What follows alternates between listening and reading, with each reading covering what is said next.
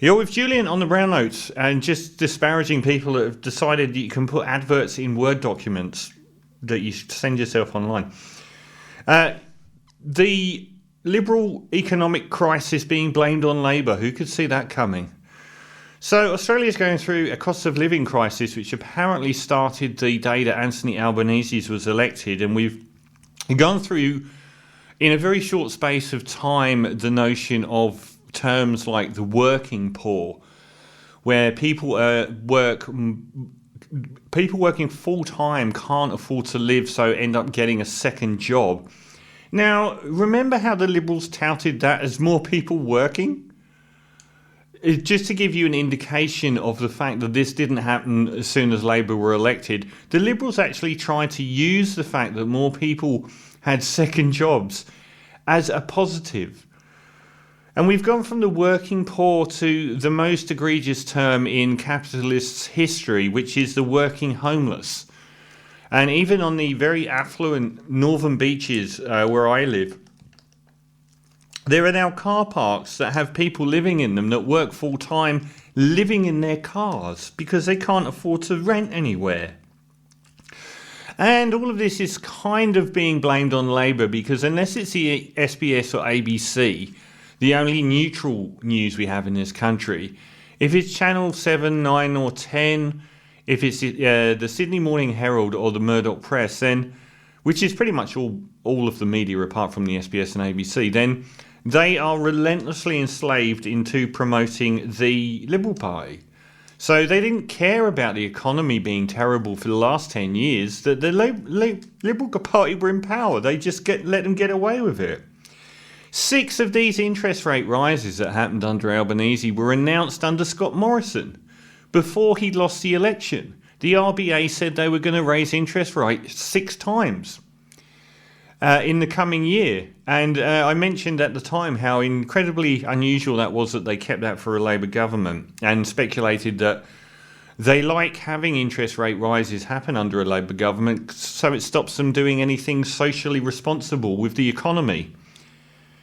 And of course, the real problem here has been for renters who just have their rents raised every time there is a mortgage increase, and people that own their own home. But the people that own multiple investment properties are simply passing those interest rates on. And it affects the whole economy because everyone's expenditure is reduced. Everyone's discretionary expenditure is reduced because they spend more and more of their money on the rent. You've got your extra money that you can spend out in the economy on all of these other parts of the economy, and it's reduced, which affects everyone else. And that didn't happen under Labour. It's been happening for ages. If you were actually watching with your eyes open, we've all been complaining about the cost of living crisis for about the last 8 years. But the media didn't seem to really care about it when the Liberals were in power. So Labour gets the blame. I mean, given the impact of populist right-wing news media on the last few elections that this country's had, I don't know that they have the impact that they once had. Labour haven't even been in power for 2 years. And the media suddenly cares about the economy as soon as Labour get in power.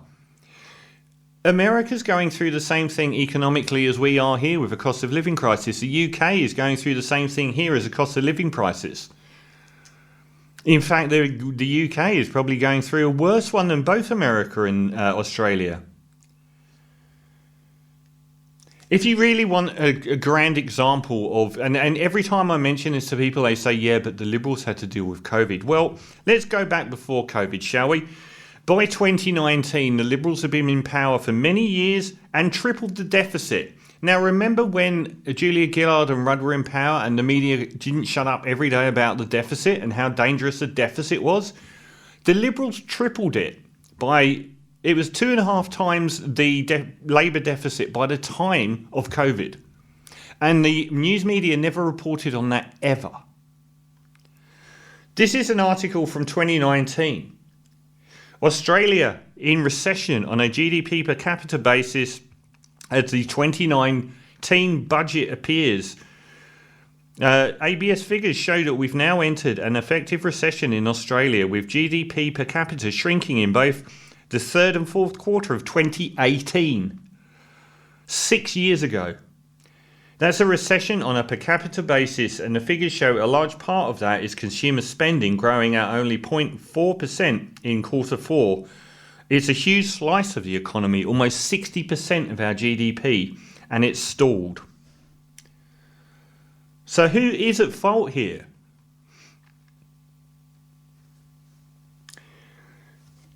For anyone that hasn't had their head in the sand, the living in Australia has got more and more expensive over the last 10 or 15 years. It's dramatically changed everyone's life that isn't wealthy. A cost of living crisis is really a housing affordability crisis. That's where it all stems from. It's the cost of rent, and for the people that only own their one home, the cost of your mortgage. And everyone else be damned.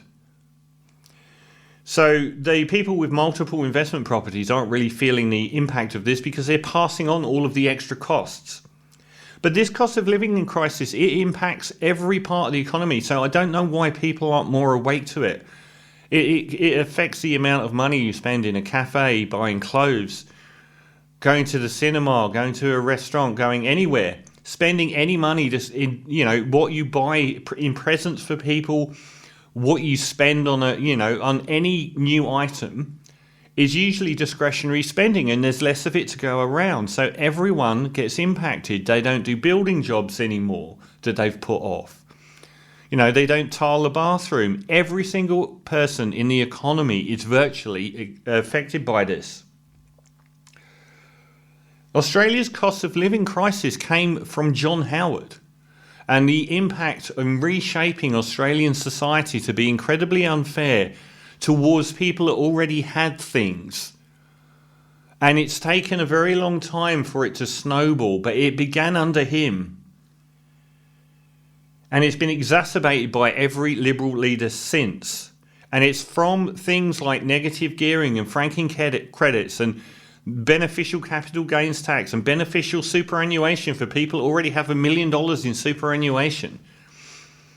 This is a look at some of those things. Negative gearing and so on. Another large cost of the budget came from investors claiming deductions for maintaining and financing property interests. In 2023 to 24, these deductions totaled $27 billion, up from $17 billion in 2020. Negative gearing losses were reported at $7.8 billion. The spread of benefits in 2020 showed 80% of the tax reduction for rentals went to those above median income and 37% to the top 10% of people in the country wage-wise. 1% of people in Australia own 25% of all rental properties. And what about franking credits? That was $500 million when John Howard started it. I think it's back in 2018 or 19 when Christina Keneally made the famous comment. It was $6 billion. More than we spent on public schools, famously. More than $10 billion now. Imagine the society we could have with that negative gearing money and that franking credit money back in the society, as it only goes to people that have wealth, apart from whoever News Limited has managed to interview for some reason. We had an opportunity to address this cost of living crisis. We had one, and it was Bill Shorten. And he tried to address franking credits and negative gearing and unfair tax. All the things that John Howard did that funneled an enormous amount of investment capital into buying investment properties, thus raising house prices and rents for everyone. And he tried to address that, and the media crucified him, even though they knew they were giving us Scott Morrison. That's pretty damn evil.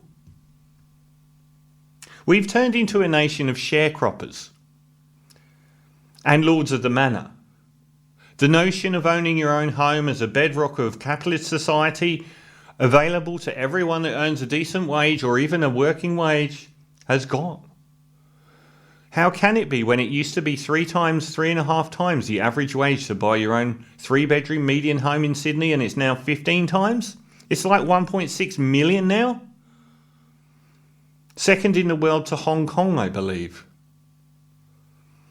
And the people at the top don't represent the majority of the country, but half this country are our own enemy because they keep voting for these things. And Anthony Albanese's come through and actually has an opportunity to do something about these things. But we've got this half of the country that keeps voting for other people's interests and blaming Labour for what is their fault.